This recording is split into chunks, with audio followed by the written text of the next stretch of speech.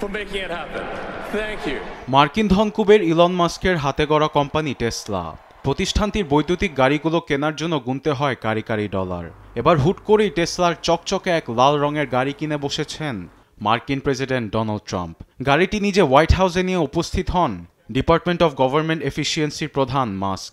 এখানেই শেষ নয়, বন্ধু মাস্ককে খুশি করতে চালকের সিটে বসতেও দেখা যায় ট্রাম্পকে। সেই সঙ্গে মাস্কই কোম্পানির পিছনে অনেক শ্রম ও অর্থ ব্যয় করেছেন, সে সম্মানেই গাড়িটি কেনেন রিপাবলিকান নেতা।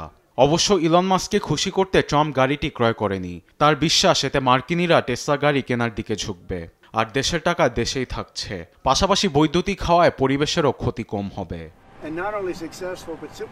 গাড়িটি ৮০,০০০ মার্কিন ডলারে ক্রয় করলেও মাস্কের থেকে ছাড় চেয়েছিলেন ট্রাম্প। অবশ্য পরে ট্রাম্প ছাড় আর নিতে চাননি। মজা করে বলেন, এতে করে সাংবাদিকরা তার খুঁত পাওয়ার আরেকটি কারণ বের করবে, কারণ তিনি মার্কিন প্রেসিডেন্ট ও ইলনের বন্ধু। ইলন মাস্ক ট্রাম্প প্রশাসনের ডিওজিইর দায়িত্ব নেওয়ার পর টেসলা কোম্পানির শেয়ারের দাম কমেছে। ধারণা করা হচ্ছে ট্রাম্পের সঙ্গে হাত মেলানোর কারণে শেয়ার হোল্ডাররা তা পছন্দ করেননি। তবে ট্রাম্পের গাড়ি কেনায় শেয়ার বাজারের দাম বৃদ্ধি সহ বিশ্ববাজারেও টেসলার চাহিদার বাড়ার আছে সম্ভাবনা। আরবেদ আফসার, নিউজ ডেস্ক, দেশ টিভি।